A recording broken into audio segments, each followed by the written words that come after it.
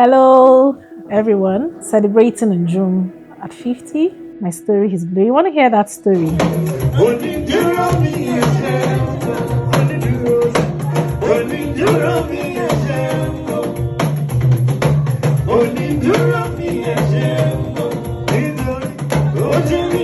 I'm actually excited to tell you the story.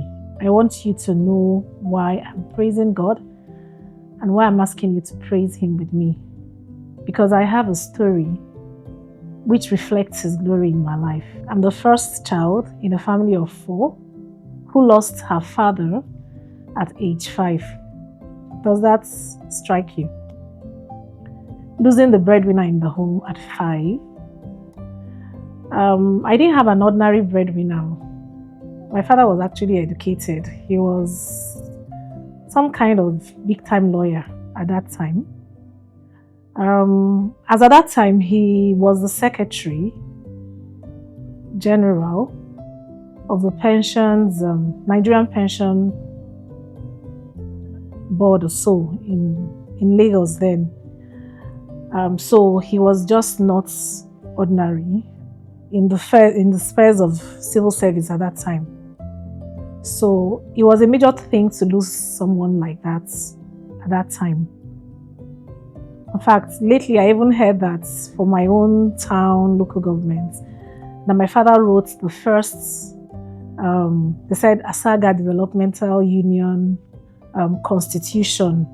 So he wasn't an ordinary person. He was one the entire village looked up to, and the church looked up to him, and that was my father. And then he went at the prime of his age. It was a major hit on anyone. It was a family that housed like almost 10 relatives who were much more older than I. Everyone depended on my dad. And my dad suddenly went away. My mom was a teacher.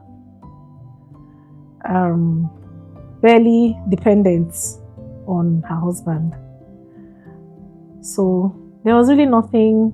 It was like all hope dashed. But thank God we had Christ. We've always had Christ. My home always had Christ in that home. And Christ showed Himself. He's the hope in the face of no hope. He's a light in that tunnel that comes up all the time. One thing we had that we have never lost in my home is Jesus as our bedrock. And so Jesus helped us, the one and the only one who is always there, through thick and thin, remained there with us, and He showed Himself great and mighty in us. So what happened? I lost my father. Then this family of Christ stepped in. Mr. and Mrs. Adeleke. Today I call them, they are my parents. If you don't know that they are not my parents, you would not still know. They are not my biological parents, or they are parents to me.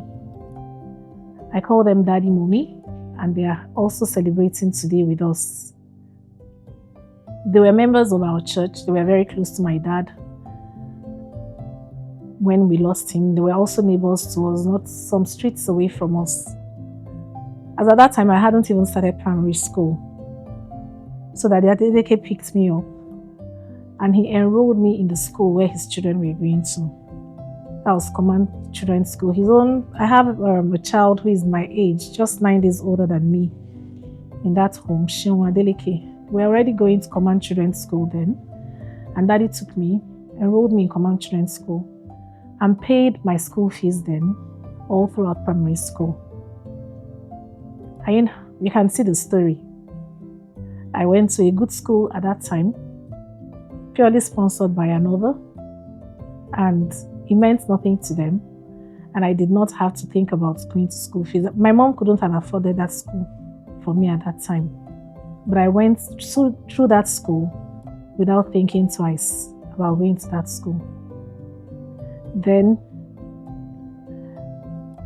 got into secondary school, and that went on. But by the time I got into my tertiary institution, I first of all started with the Aba College of Education. And then I left. We were living in Lagos. Then by secondary school, I went to Enugu. And from Enugu, I returned back to Lagos. This time, mommy was not there. I wasn't going to school from home.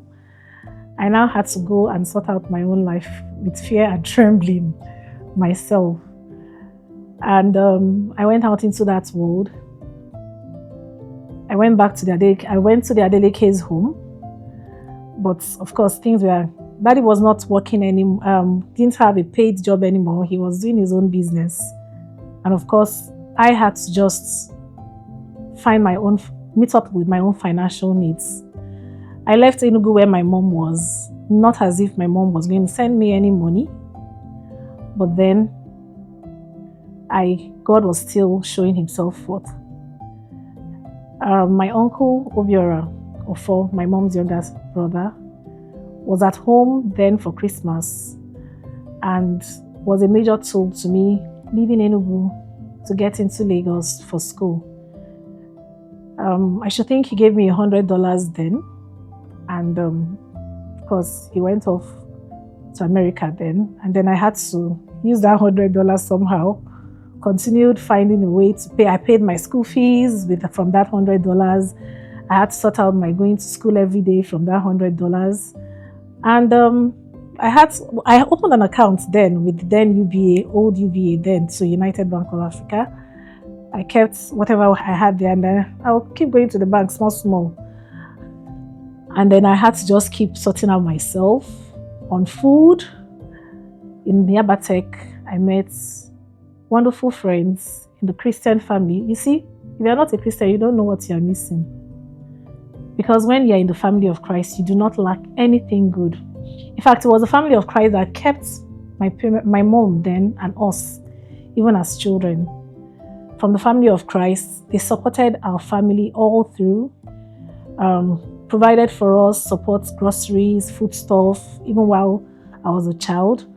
And then when I got into the tertiary institution at Siaba College of Tech, I also mingled myself with the family of Christ. And with the family of Christ, I didn't need to bother about my accommodation, because accommodation back then in school, you hardly could even get accommodation. You needed money to rent a room outside or even to buy space in school.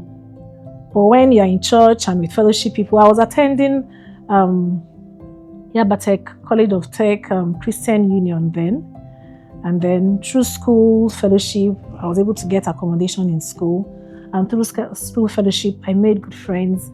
And one of those good friends I met then, and is still part of my life today, is Olaide, then Faneye, now Mrs. Abe. And we all partnered together. We'll find a way. She also was struggling. But we'll go home to her mom, who did not live far away from where we were. And mommy would always find something to give us, whether stew or soup. And then we'll go back to school and then manage ourselves. And then I also met some wonderful senior students then. They were in HND1, I was in ND1. And then, you know, when you know you really don't even have much, somehow it keeps you humble when you are true to yourself. So Christianity brought in some humility and some kind of respect in me. And so I was someone who the older people always just wanted to relate with. So I had this 4 ladies in HND1. They also just adopted me from another room and said, Nenda, come and stay with us here, come and stay with us here. And they were actually from they were from wealthy homes, because they were living very well in school. They had actually gone and done their own IT. They had some more exposure financially. So all the while I was in ND1, and I did not need to bother about how to eat, how to feed. God just took care of me, and they did not allow anybody expose me to any rough life, because they said, leave this one, oh, she's a church girl. Oh. They gave me that kind of divine protection in school. That is my story, His glory.